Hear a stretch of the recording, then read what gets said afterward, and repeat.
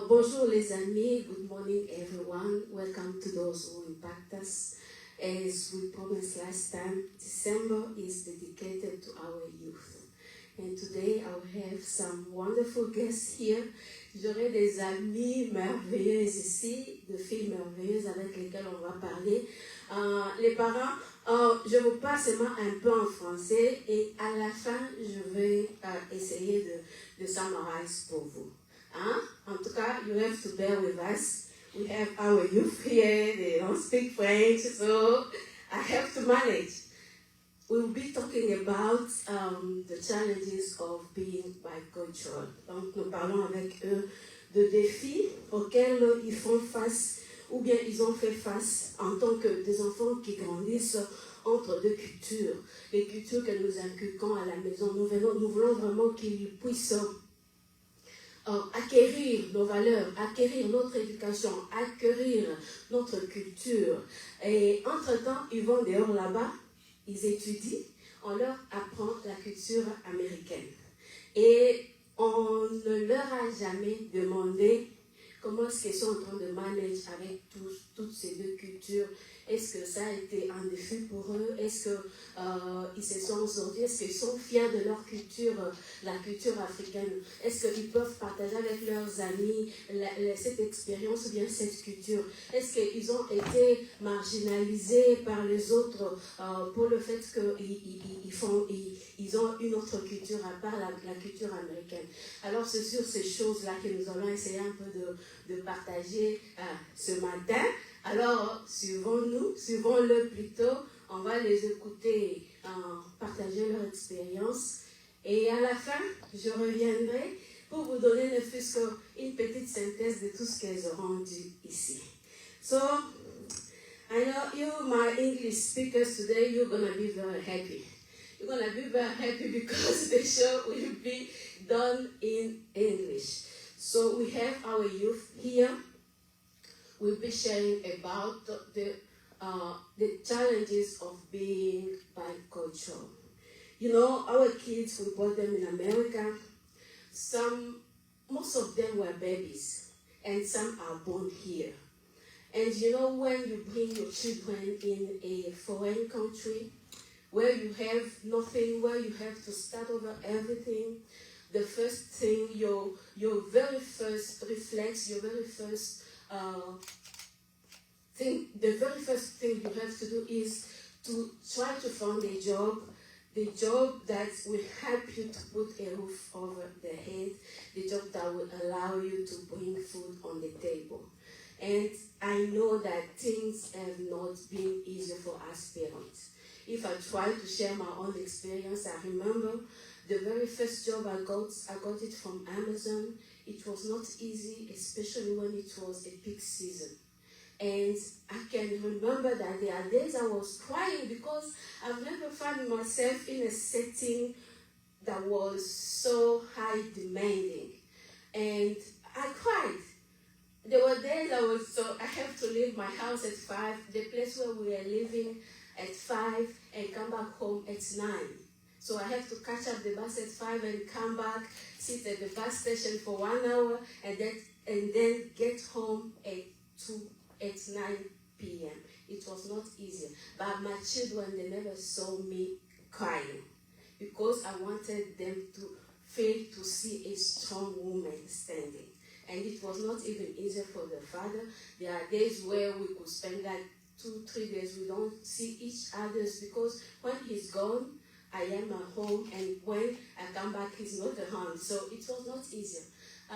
But we just realized that we were so focused on, trying to provide for our children that we never took time to talk to them, to ask them how they have been dealing with this issue of being bicultural. We never talk to them, we never ask those kind of questions. So this is the reason why we are here with our youth. So we have our girls today, and the Sunday after, next Sunday, we will have boys here. So just stay tuned.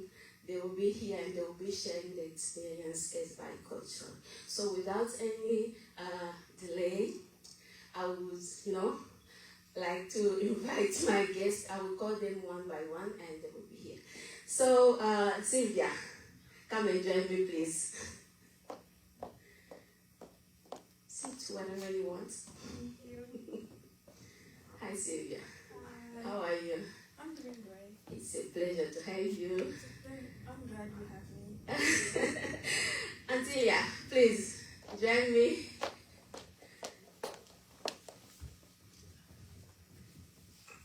Hi, Antilia. Hello. How are you? Okay. It's a pleasure to have you here. Pleasure being here. Deborah.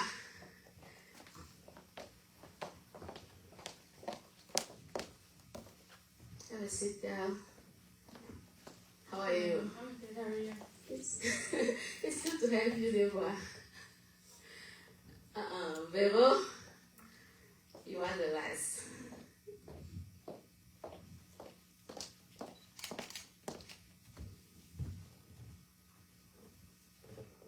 Hi, Vero. Hi. How are you? I'm good. It's a pleasure having you here. I'm here today. Okay.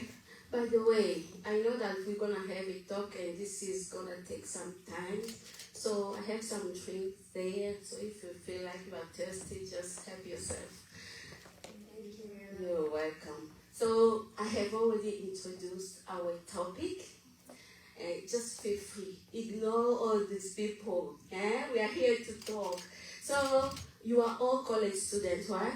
Yes. My comrade, tell me. So you see, I'm also a student, so we are here among us. So don't mind us because we are just chatting about our challenges of being bicultural. So this is how we're gonna proceed. So we'll go with culture and identity. So we're gonna ask questions on how you see yourself. Do you make people know that you have another culture besides the American culture? Have you ever been criticized for being bicultural? How is your normal life as a child raised in between two cultures? So, we go with that part. So, my first question will be, how do you see yourself? Do you see yourself as an American? An African? So, feel free to share whatever you have as an experience, good or bad.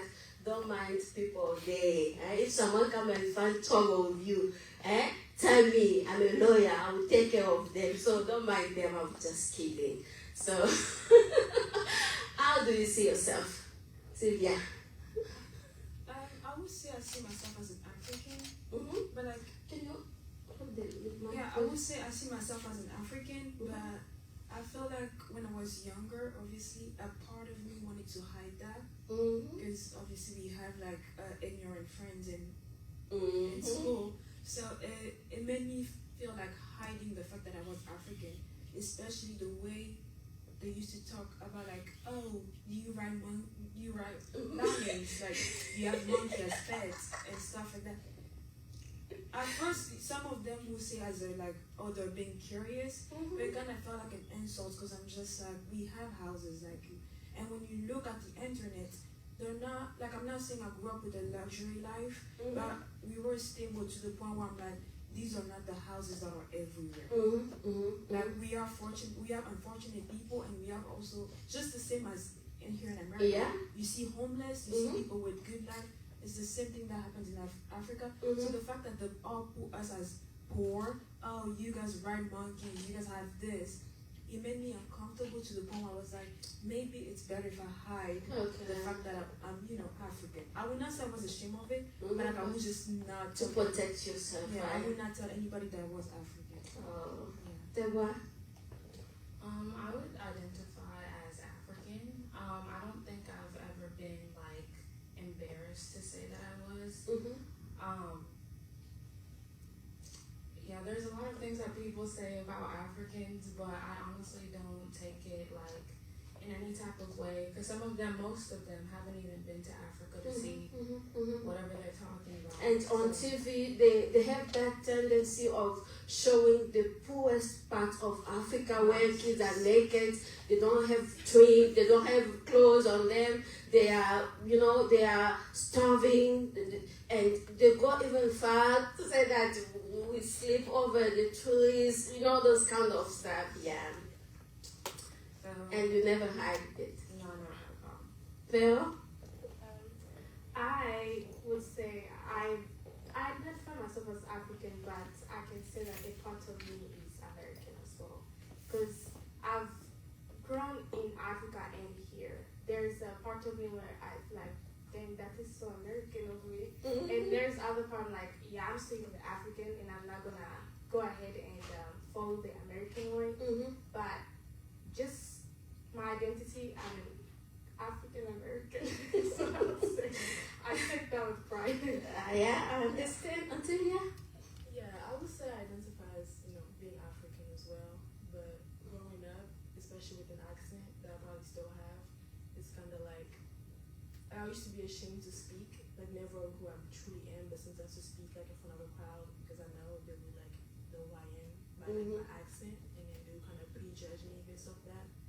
But I never was ashamed or anything. It's who I am. I have no choice but to accept it.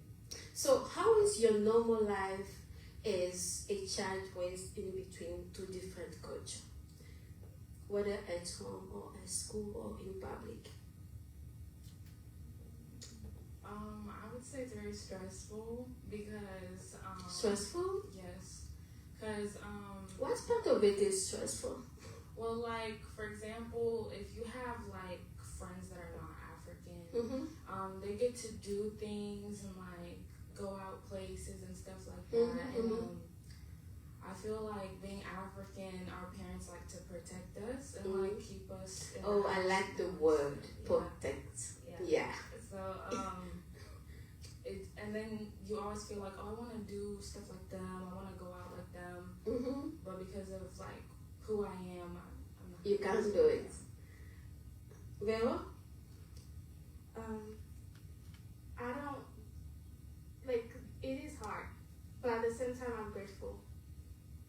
I see a lot of So how hard is it? it is hard in the sense of you cannot live like anybody else. You're living in your own bubble type of living. The way you live is not this. It does not replicate the same as other around you. You would wake up in the morning and I don't know. When I was younger, I think my mornings compared to my friends were totally different. It's like if I'm waking up in shorts, so I'm getting ready, doing makeup, like thing. And so that is the difference. And also just going outside. I was always in the house. I was never out, so I feel like I missed out to knowing like What is going on in there? the Yeah. world. There are conversations going on. I'm like, I do not know what they're talking about. So yeah, that kind of made me feel like I'm missing out. Like, why are they keeping me in the house? I wanted to go out, but you have to be grateful because they're worried. That's why they keep in the house. They're worried something might happen because this is not their country. They always say that, like, this is not my country. I cannot promise your safety. But it is definitely, like, we don't have an answer to that. We don't know how to solve that issue right now. So that's why I'd say it's hard, definitely. Oh, yeah. I can see. So sad. Antonia? When I was younger, it would be like annoying because you want to go out and do like things like other Americans. But the more Why do you like whatever is going out I there? don't know, there's something about it. But the more we grow, or the more I grow up, I realize that I'm thankful for the way I was raised because like, I avoided a lot of situations that I could have been in, or the way that my friends or the people that are around me act. I don't associate myself with that, and I'm kind of thankful for like the way I was raised and my parents and for them to kind of keep me inside the house. So at some point you realized that your parents did a good job when they prevented you from going out. Yes. You know, it's never late. You know, sometimes you just feel like when friends are doing stuff that you are missing something. But with time you will realize that this is very important. You have to learn how to enjoy staying home. And that keeps you out of trouble. I'm telling you, out there's a lot of trouble. Yeah. So we're gonna talk about belonging. How do you embrace both cultures?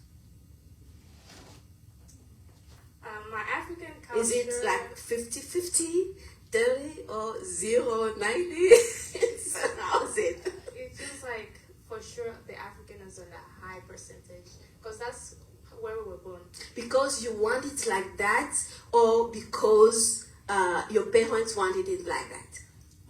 Before it was like my parents wanted like that, but now it's like I also want it like that. It's like when you grow, you realize this is who I am.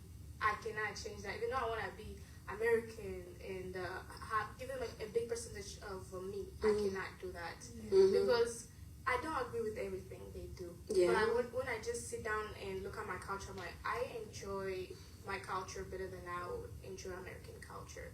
So if I was to identify myself, I'm definitely 80% African and then a little 20% American because I'm here. Deborah. I feel like 100%. I just have like the African culture, just because I live with my parents, so like a lot of things I do and stuff like that depends on them, if that makes sense. So I don't really think I have any like American culture that I can like say I'm into or something like that. So yeah. Yeah, I would probably say the same thing as Deborah because I'm African. Like it's a big part of me and it's something I'm proud of. But I don't really think I have both. I mean, maybe back in high school I would say, oh, I had a part of me that felt like I was a bit American outside. Yeah. But no, right now I don't think so. Yeah, I'm full on like African. Celia? Yeah, same as well. Definitely full African parents, so I don't really have it. And I don't really know what American culture is. Like, I know they have certain things, but I don't really get into that because I like to stay. So for by American culture, I see what normal young people, young girls in America do. Okay. Yes. Definitely not in that. Because like they party on Saturdays every time there's a game, and I don't see any of us there. So yeah, I mean, I'm not saying that's only the part of the culture, but like those are the things where typical American college girls would do, and I don't see any of us there. So there's a big part of us that's more African, where we're like, it's Saturday, let's just chill. So at this point, it's just because you don't enjoy doing it, or because you don't feel like you are part of it? I don't think it's not even enjoying. It's just the fact that it's the way we were raised. So there are certain parties where we're just like, is this really necessary for me to be there? No, because you see, it's cold, freezing, -2 degrees outside, and there's a girl wearing a short skirt. And us who have engagement at church, I just don't see myself. Sister Sylvia, I'm like, I saw you with that mini skirt. if I see you there downtown, I'll be, hey, Sister Sylvia, see you Sunday. Yeah, so it plays a big part not only in the culture but in our religions too. Because there's so many Africans that we see that when their parent is not really involved in the church or their faith in Christ, they get to do everything Whatever that they we want, see yeah. outside. So, yeah. I would say American culture may have to do like with partying, but there's also other things that I would say that is American culture, and I do like their celebrations. Let's say like the 4th of July. Yeah. I celebrate that with them. The Thanksgiving. We didn't have that in Africa, but We here didn't have it. we And do Halloween. celebrate that. Yeah, Halloween. No. But here, they have it, but we never heard of it in America. Yeah, we never heard it. Yeah, so there's those that I'm like, I do celebrate that with them. So does that make me part of American culture because I'm now celebrating Thanksgiving and not just I'm not gonna celebrate that because You are by culture, so it's part of you. I mean, yeah, that is true. Because I'm just like, we're living in America. It would have been weird to the point where, oh, you live in Africa and you're celebrating Thanksgiving. Mm-hmm. You're celebrating, like, that makes you, so that I don't really see it more as a being different culture because I'm just like, even Africans in here Mm-hmm. that were not probably raised or born, when they see the 4th of July, they still celebrate because they're like, oh, this is what's happening in America. Yeah. And it is okay with them. It's okay. So they're like, yes, but like the partying, and so that's what I'm saying. I'm putting the partying is the things that us African might not really do Mm-hmm. compared to like the 4th of July. We all do that because I'm like, We it's are dead, yeah. so, So does the fact that you are African hinders you from making friends from other cultures? Not really. I think with being friends, you just kind of have to like if I want to be friends with someone and they want to be friends with me, it's gonna happen regardless of where we're both from, and especially. So in your interaction with that friend from other culture, do you ever talk about your cultures? Oh, yeah. Do you share? All the time. And they feel like it's weird. No, I think most people that I talk to, I kind of see that they're open-minded. I don't just talk to like close-minded people. Mm-hmm. So when I do tell them about where I'm from, they kind of, they have more questions. They want to know more. Mm-hmm. But yeah, it's never weird or hard to make friends. Emma? I would say yes, just because there's a lot of things that other cultures like are okay doing. But then as like an African, I'm not okay doing it, and then that would like make them see you some type of way, and I want to be like your friend. Mm-hmm. Yeah. So yeah. well, I don't think it had happened to me, but I know of people where it happened where they tell somebody. There's so many people that are the relationship didn't work because he didn't like the fact that I was African. Mm-hmm. Oh, his parents wouldn't like the fact that I was African. Because some of them will use it as an excuse, oh, she's just not as rich as we want. But when you look at it and you look at the action they made, I'm like, it's not because she's rich or she's not rich. Yeah. It's because She doesn't like Africans. not even that this woman has a background in the, she has another background beside living in America. Mm-hmm. It's like even if we're, African American or like we're African who, we lived long enough to be American. Mm-hmm. The thing is, we're still going to be African. Yeah, you're right. The thing is, we're always going to be African is because we know where we came from. Mm-hmm. And I'm not saying that African American, they don't know where they're from, but most of them don't.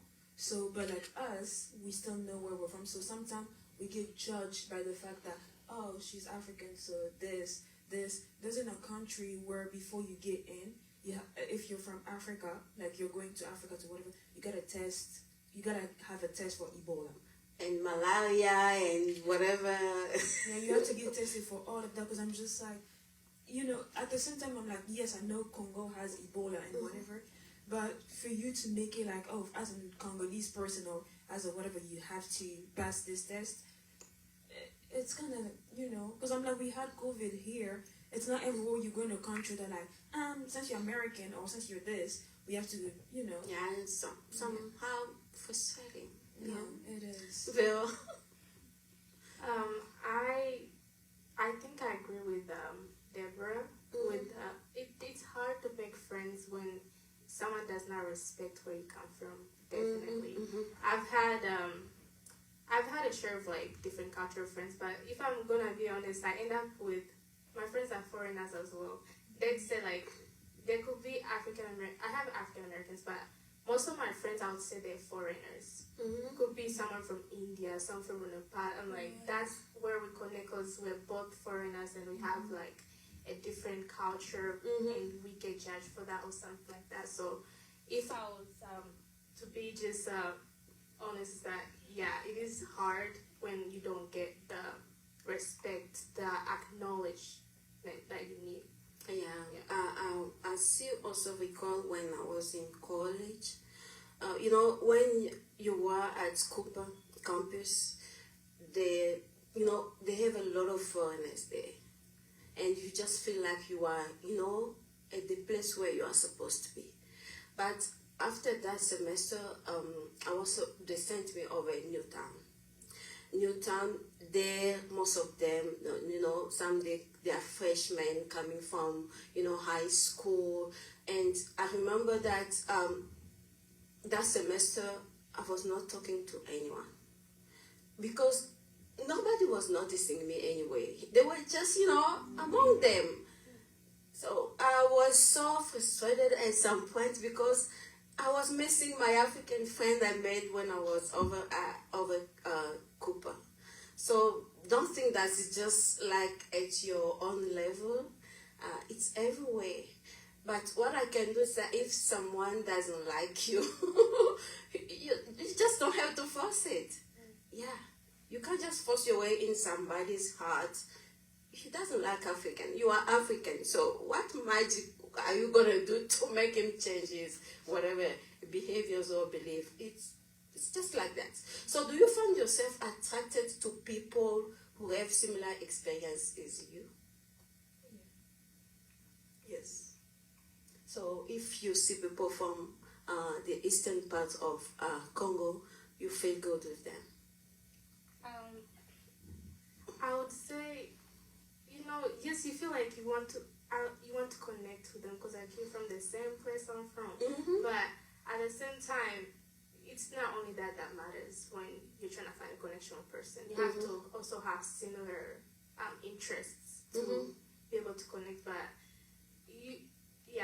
that's all I want to say. Yeah, to me, I don't think, like, I really pay attention to that he's African, he has the same as me.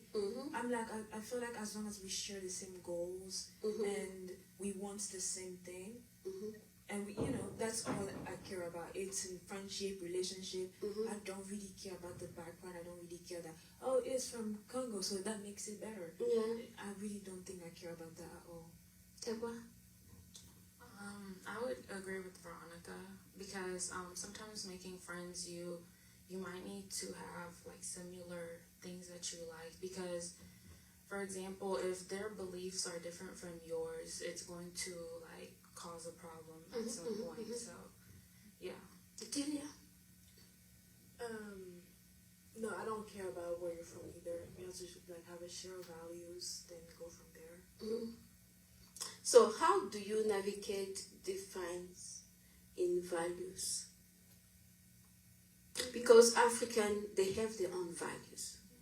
And American, they have their own values. As African, we want our children to be respectful, to be polite, to have some manners, to know how to treat grown-up. In America, it's easier for you to call your dad's friend, "Hey, John!" And it's normal. It's normal for you to go out there and drink with your parents' friends, and it's normal, And so, how do you navigate between those values? We grew up with African parents, so when it comes to values, I just stick to what they taught me. So I just go by what my mom told me, like what is wrong and what is like right. So if I see someone doing something that I wasn't raised by, I just distance myself. Yeah. So when it comes to values, the way I navigate my values, normally I do have a problem with how they act, the Americans, and how they talk to people.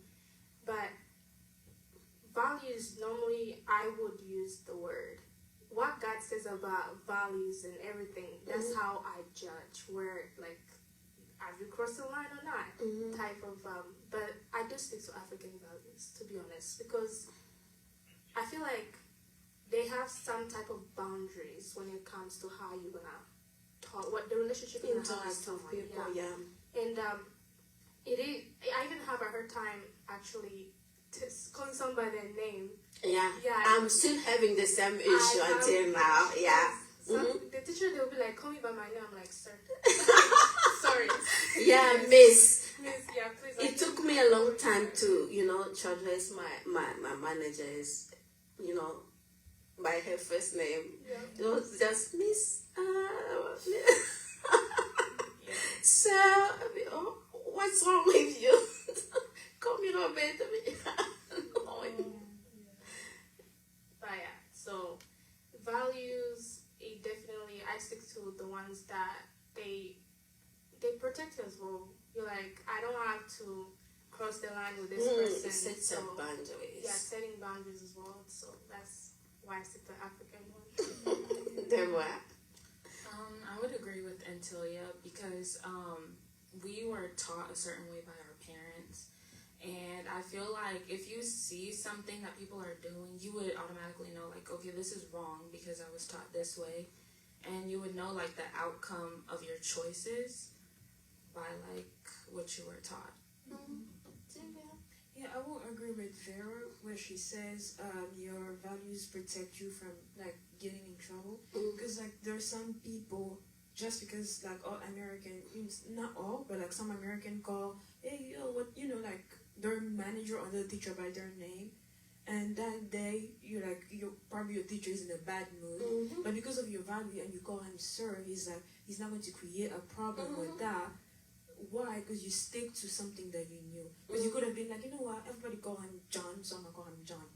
But because of your value, the African way you grew up, and the value you believe in, you get to call him sir.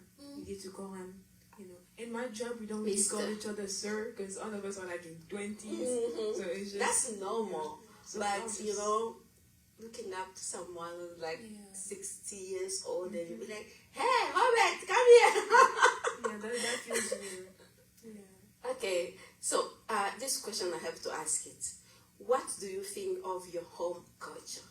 Is it demanding? Is it strict? Is it restrictive? Okay, is it restrictive? So, is it just okay? What do you think of your home culture? The culture we teach you at home. What do you think of it? Because, just give me some response and I will tell you why. So at home, I feel like you guys are definitely strict compared to any other parents, like any other culture.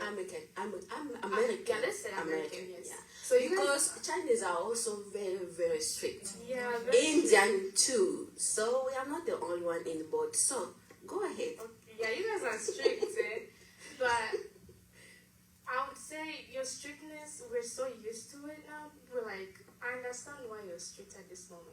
Yeah, a little bit. I'm like, please calm down. Because I feel like if you guys if you know your kids, then like that strict part will kind of loosen up a little bit. Because one thing my mom always tells me is like, we are strict on you, but we trust you. That's why we do not like keep you like all in one box. Like we let you go when you come to us and ask for something or you want to do something. We let you go because we trust you. We've seen that you're worthy of the trust. Yeah. But you guys are definitely strict sometimes. I'm like, did it have to go that way? As a kid, I was like, can we just talk this through? I would sit down and listen, I remember. and you listen. Why are you shouting? Do you have to raise your voice? I mean, yes, because I'm so mad right now. But, yeah. Until yeah. Yeah, I like the way we were raised, like, how our mom raised us, but in certain parts she was strict, like certain aspect with like relationships or grades or whatever, but they don't really know the reality of what we also go through as like, being young and college or whatever. They know the reality. They have been there too. That's true. And their mothers were so strict with them too. So they are just passing whatever they got from the parents. I mean, that is true. They did also go through that, but we're all in different generations. Our generation is way different than you guys' back then. But, like, to say, I like the way I was raised. I like the culture that I'm in. That's who I am. That builds me to be who I am today, so I can't complain much. Deborah? I would say it's very strict. Just because, now that I'm So there is no room for understanding. You don't try to understand why they are strict. You don't try to understand why they behave the way they are. We try. That's why we're still at home. Hey, the mama. Mawa. She wasn't perfect. Yeah, that's why we see home. Because if we couldn't, Deborah.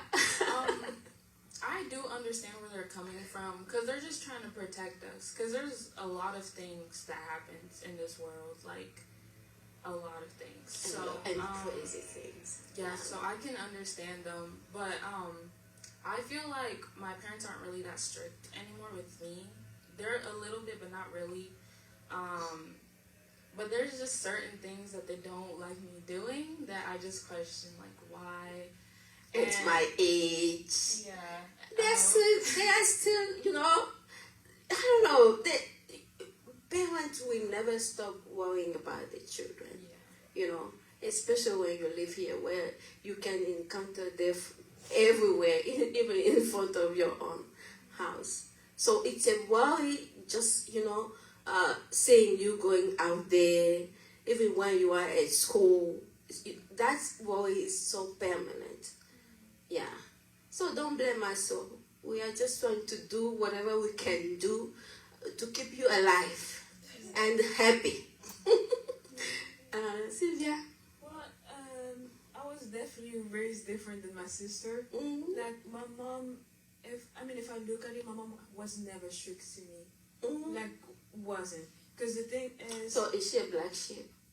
no, really, she just used to get my head. No, she did a lot. Like she was just too much. But like I was compared to my sister. You don't look like No, too not much. anymore, but she was like, teenage, like, A headache. Yeah. But yeah, compared to my siblings, I was very, I don't know if I would say like tired, but like I didn't do too much. Mm-hmm. To the point where I'm like, oh, let's go, let's do this. I was with my sister as my best friend, so it made it hard for me to like even have friends because my sister was already my friend. Yeah. So to the point where I felt like my mom wasn't really strict about me because I was just going according to, because it felt fine to me, to the point where like do this, I just did it. But like the only part that were a bit strict, it was meeting people, to the point where I was like, for a long time I was more comfortable with boys and I didn't think anything of it because I was really a minor, I was a kid. Yeah. To the point where I remember one time my dad really made me walk on my knees to where he saw me. Like With a boy. no, because it was a boy, but like I knew that boy since we were 6 years old. His brother used to come and play games. So your dad never saw him? No, my dad saw him because he was sometimes they all went to school. Wow, that's sudden Yeah, change. yeah, because I became a president of my class, like back in Africa. So he was like, oh, I need to take you home because it's too late and whatever. So he's taking me home. We're just walking. My dad saw us and really on my knees. He's like, from where you are, I want you to walk that way. And you did? I had no choice. Like he was the only one who was a bit strict to me, to the point where it kind of made our relationship rocky. But so and it made it hard for me now to meet, like to even, because I used to be comfortable with like talking to boys. Now it's just like this awkward whatever, because I'm just like, I keep thinking in my head that this, somebody would tell me, oh, whatever you're doing is wrong. To the point even getting in relationship was way too late for, according to other people. I felt like I was too late to, in relationship with other Africans. Why? Because it's just like every time I'm like, even a guy comes and talks to me, I was like, oh no, this is not right. So they traumatize us. Yeah, basically. Yeah. No.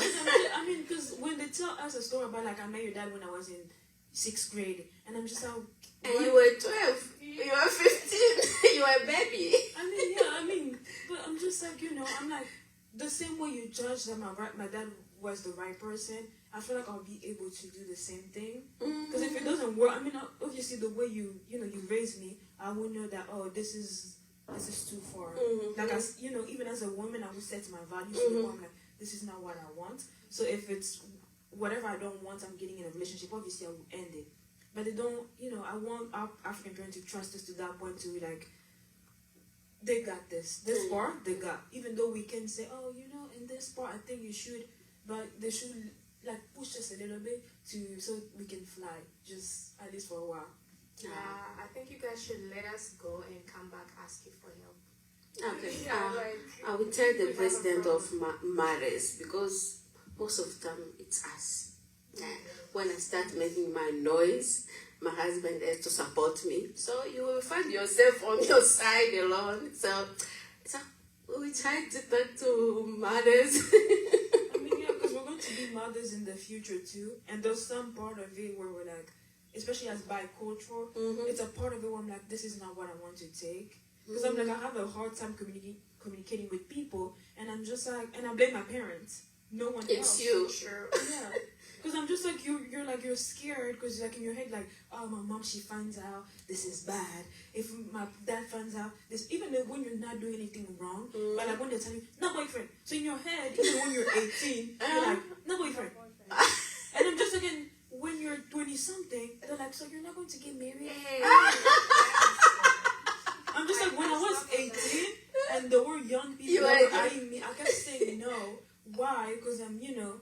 I don't want to get in trouble. Yeah, my mom told me to focus in school. I saw the where I was like, this is my time. Especially when I decided to be in medicine. I looked at the time I would do in school. I was like, yeah, I'm definitely not waiting until school. Because I'll probably be 45. So no. What you guys did. No. Yes. We are just trying to help. You're trying to help. You're helping too much. I got married when I was 26, 25. So somewhere there. See, it was 20, but us now, these But days. from my experience, I didn't have those like kind of strict parents behind me. They trust me a lot because I was also worthy of that trust. I never gave them a headache. I am second in rank in my family, and behind me I have 6 sisters, and they know who I am. My parents know who I am because I am that kind of girl that if you tell me don't do this, don't do that, because if you go in this way, look what's gonna happen. I had that capacity of understanding and judging, and also making some decisions according to whatever can come as consequences and whatever. So they sent me in a city where they were not even there. I was renting a house, boys, they were coming in the house and they were coming to visit me. Some even were, they were kind of doing courtship and whatever. But I knew who I was and I knew what was good for myself. So if you get to that point, I don't think that parents should always be behind you, like a stick, you do this. I don't think they are anymore, but I'm just like, the only reason I feel like they're very strict is because we're in America. Sylvia, I have a feeling that you consider that you are a little bit behind because they were strict with you. No, I don't consider the fact that I was behind, but I feel like more like it's being hard for me to like pull myself out there because like there's just blocked so many things. The only time I was basically outside is I was a sports kid and I played a lot of sport. The only time I knew myself was like, oh, I'm enjoying time with friends, was me playing sport. Basically. I don't remember the last time now it's every time we go out. But like back in high school, I don't remember the last time I'm like, oh, me and my friends are just going out to eat. My daughter have been bothering me with that kind of stories. Mommy, can you take her to the movie? I was like, girl, can't you just sit home and enjoy this house?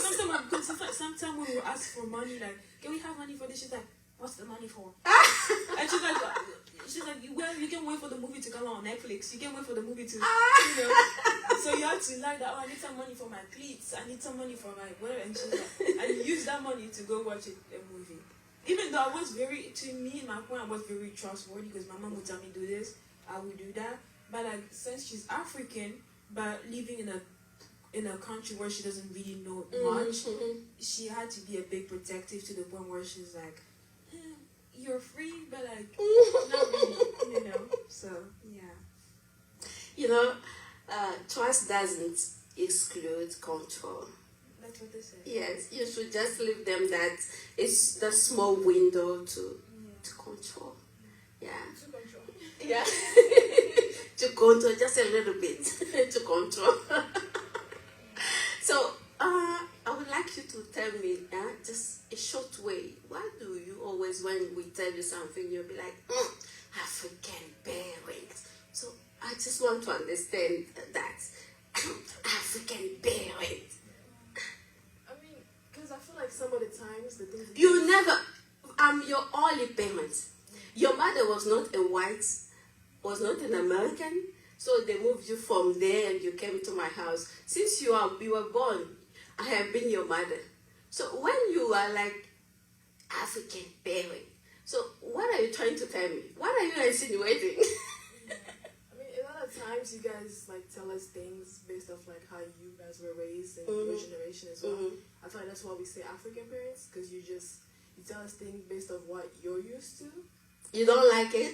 I mean, you don't love it, but you don't mind it, you know?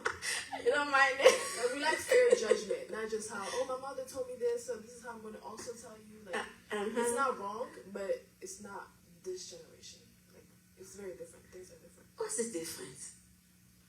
I don't know. I feel like, Technology? no, I mean, Facebook? TikTok? yeah, sure, but I'm saying, in the sense where, like, back then, I mean, yeah, even back with that, you guys didn't have technology as much, so there's things that we go through and deal through with, like, social media and things like that you guys didn't deal with.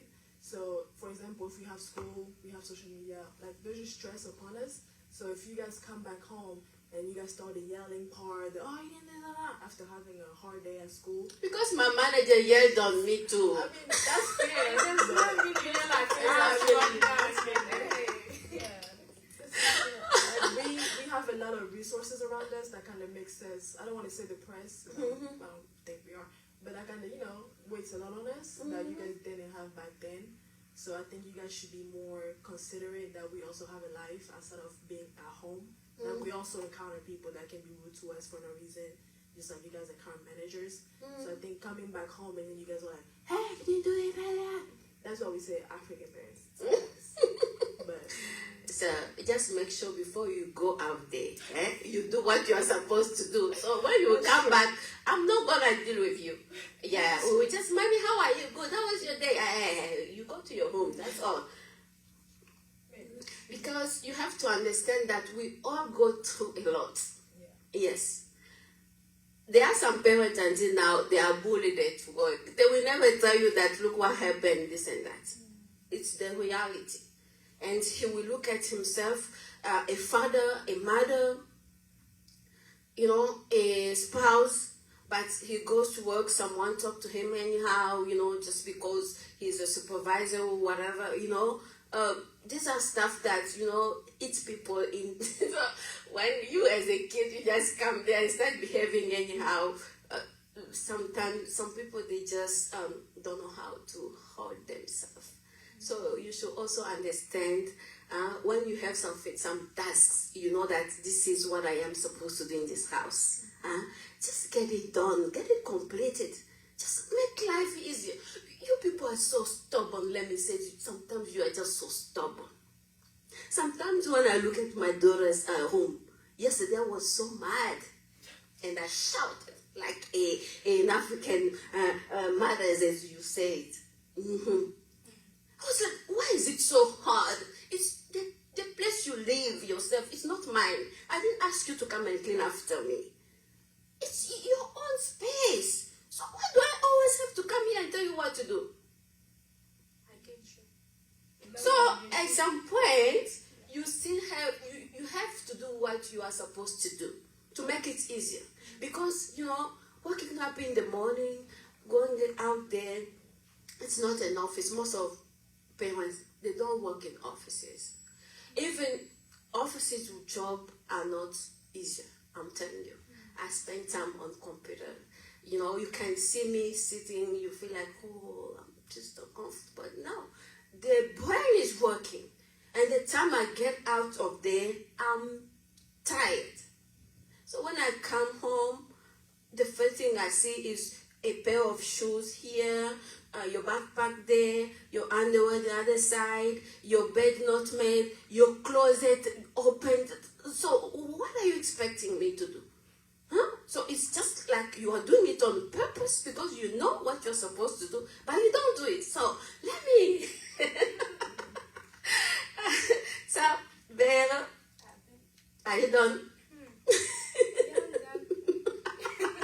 No, because I get what you're saying, but at the same time, just like you said, the brain is working. Like, I don't know, for me, like, my school makes me tired more than my job. School is also tiring. Like, it is so tiring to the point where I'm like, you're exhausted, not only like physically and mentally. Yes. So the last thing you want to hear is your mom like screaming, because that's the only thing, not the only thing, but one of the things I love about like American parents, especially based on what we see on TV. They come And that's why they deceive you a lot. I know, but like they come to the kid with such a peaceful way. I'm like, they'll tell me what you did Oh, is Sylvia, wrong. Sylvia, baby, why No, you they didn't don't- clean your I mean, bed? and it's not always like that, but that's what I'm saying. But I'm just like, in some situation where we see the African woman screaming, there's a mom who's like, oh, are you, like, for example, if I cut myself or like I burn something, oh my god, like what did you burn this? You know, sometimes the African, that's the focus on what's burned, because oh my gosh, I will have to pay for this when we get out of this house. But like, but the African whatever, and I'm not saying it because of whatever, I witnessed it to the fact where I burned myself here, and my mom was like, my mom was like, the house, do you know how much I have to pay for this when we get out? I'm looking at my leg. I'm just like, I'm like burned, man. Like no more skirts, because that burn went to here. Like, no more, because I was still a kid. I'm just like, I want to wear short skirts. I'm still a kid. I stopped that early because I'm just like, man.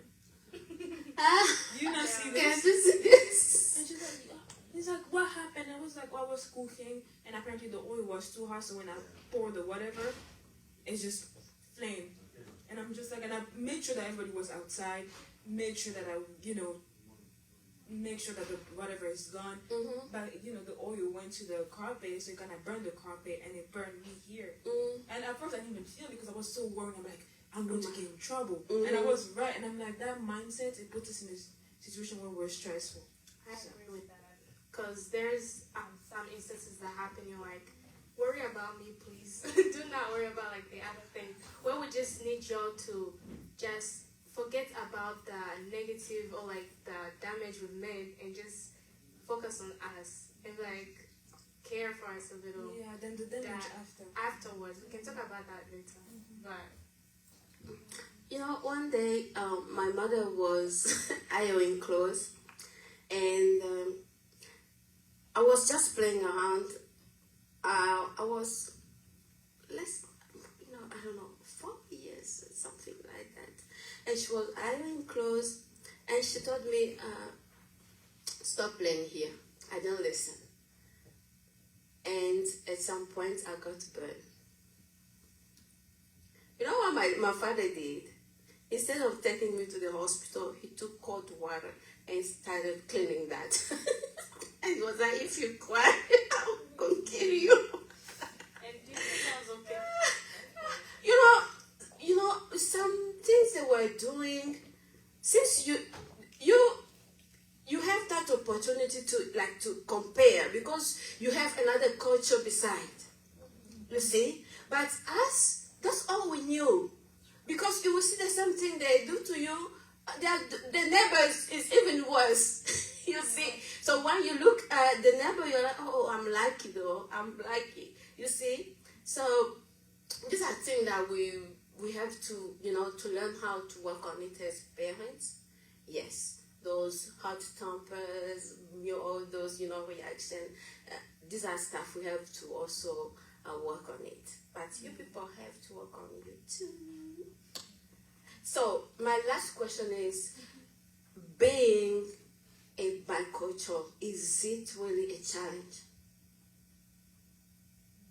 Like to the world or to our parents? To you, just to you. I'm talking to you. You are sharing your story. Since you have been here, your friends, your whatever. So is it a challenge being a bicultural? I don't think so. I really don't think so, because I'm just like, as long as I fulfill what I want or what I think is right, It's good to me because at home I get to be as much African I want to be, and outside I get to be who I want to be. Because like where I'm saying, in a good way, I mean. Yeah, I mean in a good way. Okay. Because when I say as African as I want at home, because I'm like it's an African home. So you are who you are, but like your African side shows more than outside. Deborah? I would say yes and no, because being African has saved me from a lot of things, and has stopped me from making like the wrong choices that can mess up my life. But I would say it is a struggle, just because like with friends, for example, sometimes I would feel left out because I wouldn't be able to do what they're doing. Not like bad things, but just like simple things I just wouldn't be able to do. Well, I would say I agree with Deborah, because there's parts of it where you're like, I enjoy this life, and then there's an others you're like, why? So yeah, it's just you guys I think if you would just I know I don't blame you guys. As you said, the first thing that stood out to me was you said you guys came here to make a living for us. So that's why I always a little like step a little back. I'm like, I'm not gonna do whatever I want to do, because I know I did not have the privileges that the people who were born here have. So that's why it's hard to be bicultural, because sometimes you wish your parents would do stuff for you that others do, because you like I dream of that happening to me. I dream just enjoying that life, but it's not the case. Yeah, that's where it's a little hard, but normally I'm really grateful where. Yeah, but I would like to tell you that some, they are in that different culture. They are also having the same issue. Yeah, don't think that life is always balanced. Whatever you people are complaining here, in that culture, they are also complaining of it. Antonia? Yeah, I think it's both hard and easy. Like she said, I think it's hard in a way, like people prejudge us. You know, they don't really get to know us. They don't give us that chance to actually know us. They just go based on the fact that we are Africans and not from here initially. But it's also easy because, you know, we grew up differently, so we kind of have that privilege of like, I know what is wrong and what is right most of the time, better than you do, based on like, well, I know my parents told me that if I do this is how it's going to end, things like that. So yeah, it's like Deborah said, I do get saved a lot, and like, you know, I get put off situations a lot, and I'm thankful for that side, but it's also sad to see that people don't give me a chance to actually get to know who I truly am. So it's like 50-50. Oh, okay. Thank you all for being here. It was really a pleasure to hear you sharing your worries, your challenges. You know, I've heard you. I will share a little bit of your worries and your complaints with mothers, just to see if they can change the way they treat you people. Thank you. Thank you. And this is not the last time, it's just the beginning. I will have you some more time. It was a pleasure. Thank you so much.